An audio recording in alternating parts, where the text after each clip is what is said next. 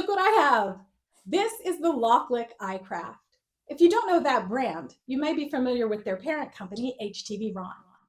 Now, HTVRont is featured throughout some of my businesses in both tools that I use and materials. So when I saw this little guy won a design award, it made me agree to review. Now, hi, if you're new here, my name is Sarah. I do not accept any compensation for reviews, which means I don't like the influencer economy. I don't think it's my job to sell you something. I think it's my job to run through a ton of projects and with this machine and its accessories, allow you to determine whether or not this machine is right for you. Now, that said, if it's cool with you and you want to watch all the projects, let's put it together. So I am going to be reviewing the iCraft machine itself and some accessories like the Smart Materials Roller, foil, scoring, pen tool, and the deep cut blade.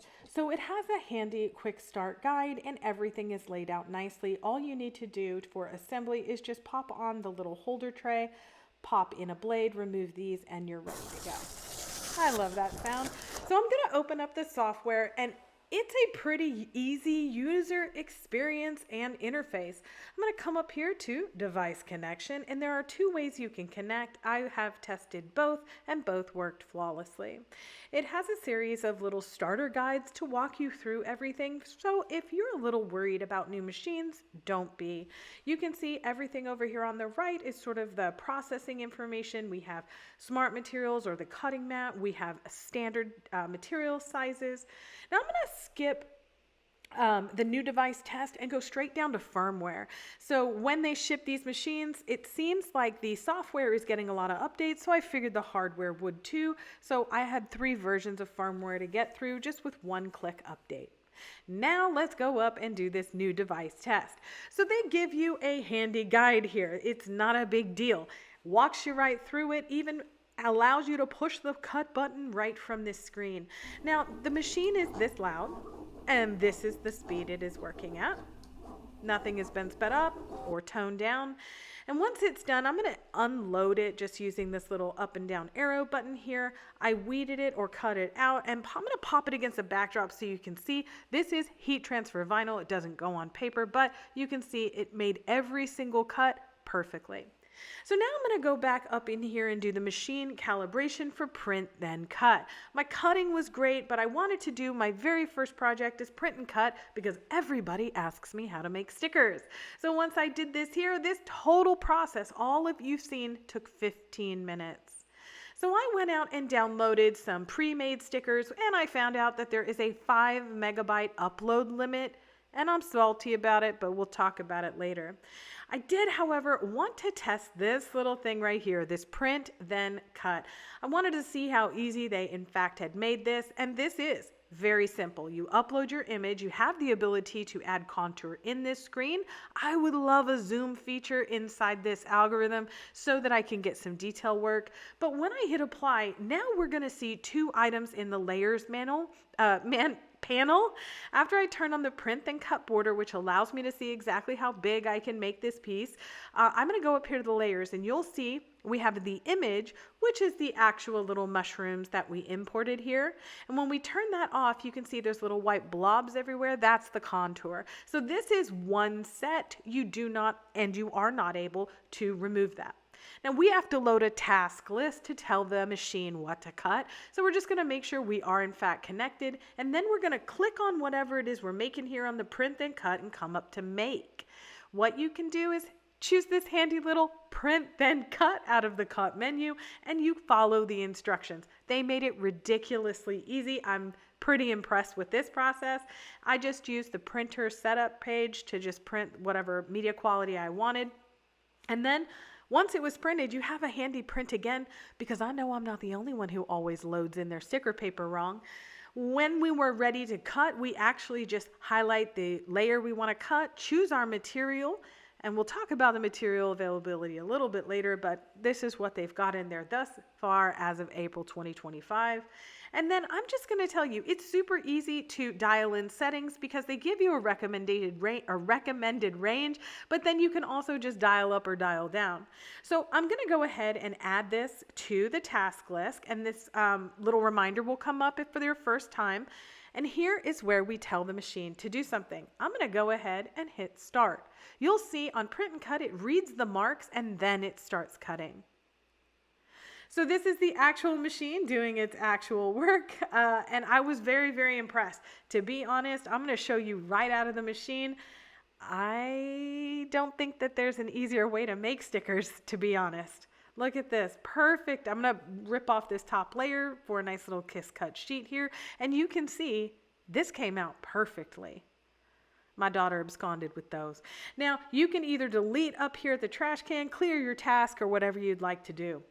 I will say, once I was here and I tried to save the file, even though I was able to upload a 5 meg file, I was not able to save it. I don't like the fact that I cannot save locally to my hard drives. It's limiting for those of us who sell designs and stuff, so you get this nice little error that says, too bad, so sad, you cannot save anything past 5 megs. We'll talk about that a little bit later, but I did go out to the community to find out if it was only me, but it's not. They just upped this a couple months ago. As of April 2025, 5 megabytes is our limit. So I'm going to just close this out, and you can see here are the stickers. I love them. I think they came out really well.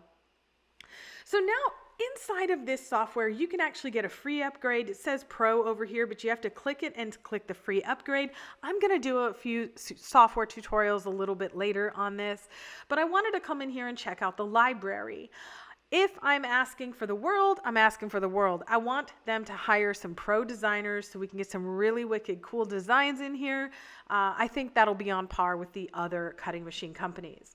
I'm going to go ahead and make a cardstock treat box. I love the little GIF over here telling you how to assemble it. I'm going to hit Go Design, and you'll see this actually added a 5 variation set to this thing. Once you get into layers, I'm going to just delete all those that I don't need, and I'm going to keep what I do. I have 2 sets of groups, one for scoring and one for cutting. So you can toggle these on and off, and you can see that it's real time, allows you to do a little bit of changes if you want, but I'm going to go ahead and set each of these separately. So I'm going to click on the blue one and hit make, because I'm just going to be cutting this out in a standard cut. Now, I did go through here and choose the material that I'm using. Again, they happen to have mine in there, which was really nice, 180 grams. And I can also just change it here if I wanted to, but I'm going to use these settings. You can see them on the screen, and add that to the task. Then I click the score.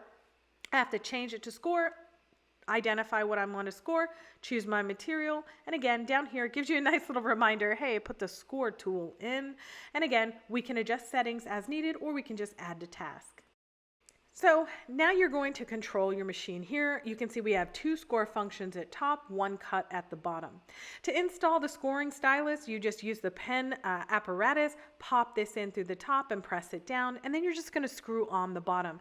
It does allow it to bounce, so you'll know it's in if you can get it bouncing. So you can see here, I'm just making sure it's in there, and then I'm going to pop it into the pen holder or tool holder and give this a close. I got to turn the branding the right way. Come on. And now I'm just going to load the piece.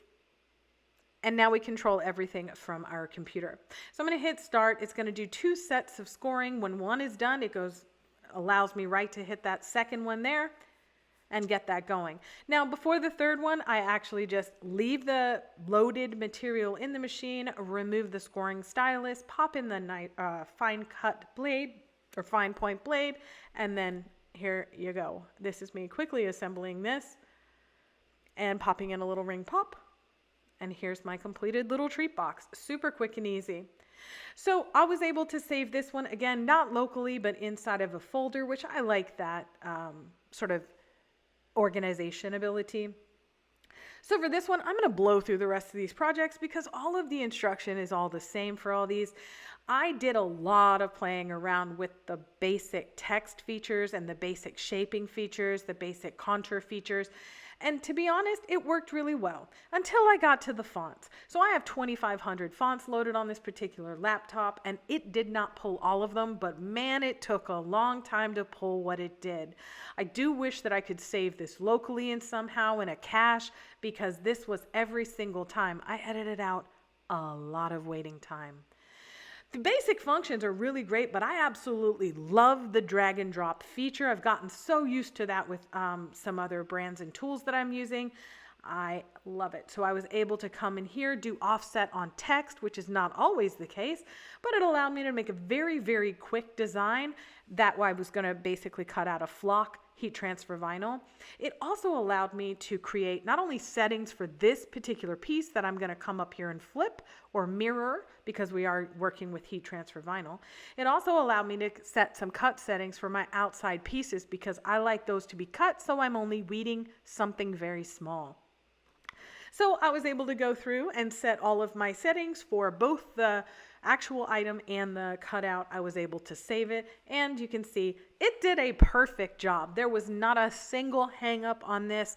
I really, really loved this project, and just made a quick thing for my husband's grill. Look at that fuzzy cutie. I love flock vinyl. I'm addicted to it. Okay, so here yet again, I had to wait for the text, but I wanted to play around with the special characters or the variables. So as you can see, I'm going to paste in that crazy M right there, make it a little bigger for you, but this is called the Unicode. I am going to show you inside of the font book or font manager. You can just copy this Unicode, literally hit copy, and hit Command V or Control V to paste it in. Very easy. So I made a copy because I didn't know if I was going to mess it up, but I tried the split feature, which did in fact make a compound vector for me. So I was able to remove the I, but I also had to do a little editing here with the subtract function under the combine menu to get that E back. And then I deleted my in case you mess up copy. I was able to make a cute little slime jar for my daughter. Again, I had two sets of cuts so I could enter two different parameters for the kiss cut of the vinyl and the outside cut of the rectangle. And as you can see, it cut this hollow vinyl perfectly. Cute little project, very quick project, and it's already filled with some light blue slime from my daughter. So that didn't even make it to final pictures. I'll show you it here. But yeah, my daughter definitely, I had to borrow it back to get a picture of it. I also tested the fine point blade on PU leather, which if you have this stuff, you make a lot of earrings or bookmarks or keychains and stuff, and it worked perfectly. Don't look at my glue job too closely. Next up, I'm doing the deep cut blade. I did run into a couple little snags, no pun intended. So I took a pretty detailed file. You can see in here, I'm going to expand this contour a lot. It was very slow. It was a Sunday. I think there was a lot of tax on the system. But I did find out that I cannot combine a print and cut vector with any other vectors, because you have this handy little thing here that says you cannot ungroup this. So I did a test. I did 3 of their expanding contours, and I did 3 of my own vector contours so that I could test them out. And test them out I did. So I tested out simple ones, I tested out ones with holes, I tested out complex ones. Now don't freak out. This happens when you're cutting printable magnet sheets. It'll move this first one. Don't worry about it. I promise. It did not cut.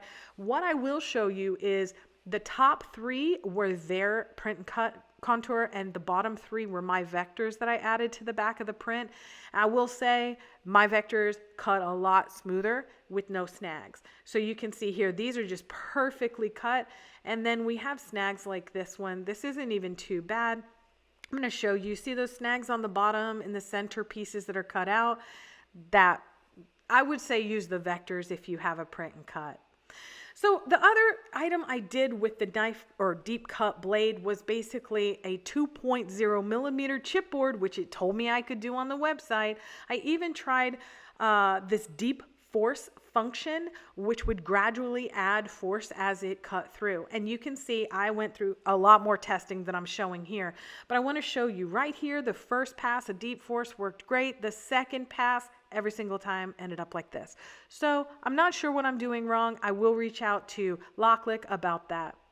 I did want to also test the pen feature using that same stylus. Not a lot of pens fit. I tried Tombow duals, Tombow twin tones, I tried jelly rolls, I tried infusible ink pens, and they all didn't fit. So I would like to know where I need to get pens for this thing. I also tried out the foil, which is a pressure foil. You see these 3 dots and the 2 dots here. Those are different tips we can just pop in right here.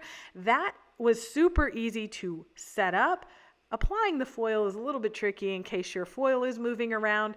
You're going to mess up in the beginning. Don't worry about it. But it was really easy to use the pen, then foil, then cut with no issue. Like you can see, I have issue where my foil was messed up, but that's user error. I added a couple of tassels and these little space bookmarks. Let me explain to you, the kids did not care that, some of my rocket was missing or my star or whatever it was. They loved them just fine. All right, so I also used the foil on a few different fonts so I could see what really worked best. Honestly, their system monoline fonts were the only thing that I got to work really, really well because like the coloring page you can see working here, I can't do a fill. I can only do an outline. So keep that in mind when you're working with both the pen tool and the foil. So I'm going to test the smart roller system here. Super easy to set up. You pop up this little beam, you unhook it. Now I forgot to hit record on the big piece of smart vinyl, but on this little 6-inch piece that I use for my mini cutter, this worked perfectly. So if you've never seen this before, it's just an extender so you don't have to cut on the mat. And you can see I'm going to load the vinyl underneath this little cut line. You can see the blade is off to the left. We're just going to scooch the whole thing right up to the machine. Now you can load the center. I never do. I always move it over to the left, and this worked perfectly. You'll see, I'm going to show you, I loaded it in and it grabbed everything perfectly. I then cut out, I think 16-inch pinstripes, and you can see the roll will come back and go forward as it needs to cut. And let me just lift this up here. Perfect cut for all of these pinstripes. So I like the roller. I also like that you can, put it in a drawer or hang it on the wall. We are now to the portion of the program where I talk about any issues I ran into, what I would like to see from the software or even from accessories. So let's start there with the accessories. I believe a rotary blade is standard now with cutting machines, so I'd like to see that come out for the LOKLiK iCraft. I think that we have proven time and time again that when the algorithm works with that cutting blade, you can pretty much do some amazing projects and get those smooth and clean cuts. Now here's the part I'm really salty about. I don't like the 5 megabyte upload limit, save limit. When we deal with larger files or complex designs, 3D, relief, all these things that kind of have a really cool aspect for print and cut, we're dealing with larger than 5 megabyte files. So I'd like that limit to be raised, even though it just was. So here's something that I actually find a little bit annoying, and it's an algorithm issue. So there are some fonts where you cannot add an offset unless you weld it, and then there are some that it works perfectly fine without, and it's really just a kind of toss-up. So here you can see I had to weld these. However, this you can clearly see is a text, and I did not have to weld this particular font. It worked easily. I cannot save locally. This means that all of the money that I spend on hard drives don't matter at all with regards to the iCraft. And the reason is because everything is saved within that software. I can't export it. As it is right now, that just means that I won't use the system to design. Now, for those of my readers and viewers who do have businesses and you're running 6, 8 machines at a time because you're selling cuts or whatever, you can't do that with this machine. Right now, we can only run one iCraft inside the software at a time. So this isn't one for stacking. All in all, I think this is a very robust machine. I absolutely love the price point, but if you're thinking of getting into a cutting machine and you had reservations about some companies' business practices, or you had reservations about the price tag, I think that this is an excellent machine to get started. I absolutely love the parent company of this brand. This machine worked so well. The algorithms that run the software for the most part were really good. I think there's a little tweaking they can do with those algorithms, but all in all, I do believe this machine does exactly what it says it does. Now, in the description box below, I am going to put an affiliate link. Don't feel you have to click through that affiliate link, but if you do, and you make a purchase, I could earn a commission. I hope that this gave you a good look at the iCraft from LOKLiK, and be sure to subscribe because I will be doing a few more projects to really test this machine's mettle. Thank you so much for joining me. Please like this video and subscribe for more crafting fun.